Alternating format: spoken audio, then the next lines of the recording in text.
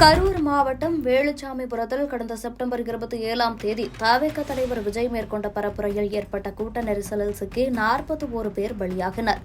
இந்த சம்பவம் தமிழ்நாட்டையே உலுக்கியுள்ளது. இந்த வழக்கில் ஏற்கனவே பல்வேறு நபர்கள் கைது செய்யப்பட்டுள்ள நிலையில் தற்போது தவேகவின் திண்டுக்கல் தெற்கு மாவட்ட செயலாளர் நிர்மல்குமார் கைது செய்யப்பட்டுள்ளார். என்ன காரணம்? விரிவாக பார்க்கலாம்.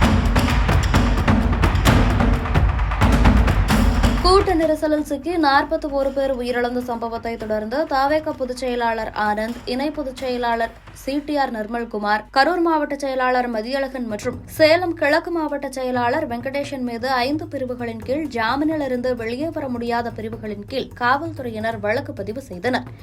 ஏற்கனவே இந்த வழக்கில் தலைமறைவாக இருந்த மதியழகன் மற்றும் வெங்கடேசன் காவல்துறையினரால் கைது செய்யப்பட்ட நிலையில் தலைமறைவாக உள்ள ஆனந்த் மற்றும் நிர்மல்குமாரை கைது செய்ய 5 தனிப்படைகள் அமைக்கப்பட்டு தீவிர தேடுதல் வேட்டை நடத்தப்பட்டு வருகிறது.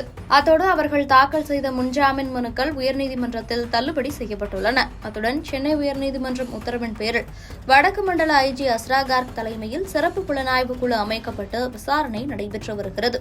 இதனிடையே அரசியல் கூட்டங்களுக்கு நெறிமுறைகளை வகுக்க கோரி சென்னை வில்லிவாக்கத்தைச் சேர்ந்த தினேஷ் என்பவர் சென்னை உயர்நீதிமன்றத்தில் மனு தாக்கல் செய்திருந்தார். இந்த மனு அக்டோபர் 3ஆம் தேதி சென்னை உயர்நீதிமன்றத்தில் செந்தில்குமார் முன் விசாரணைக்கு வந்தது. அப்போது கரூர் துயரம், மனிதனால் ஏற்படுத்தப்பட்ட பேரழிவு, விபத்து தொடர்பான வீடியோக்களை பார்த்து வேதனையடைந்தேன். சம்பவ இடத்தில் குழந்தைகள், பெண்கள் என பலர் இறந்து கிடந்த போதும் தவேக நிர்வாகிகள் தப்பியோடிவிட்டனர். ஒரு அரசியல் கட்சியின் இத்தகைய செயலை நீதிமன்றம் கடுமையாக கண்டிக்கிறது. சம்பவம் நடந்தவுடன் பரப்புரை ஏற்பாட்டாளர்கள், தலைவர்கள் என அனைவரும் தொண்டர்களையும் தங்களை பின்தொடர்பவர்களையும் கைவிட்டு சென்றுவிட்டனர். அக்கட்சி தலைவருக்கு தலைமைத்துவ பண்பே இல்லை.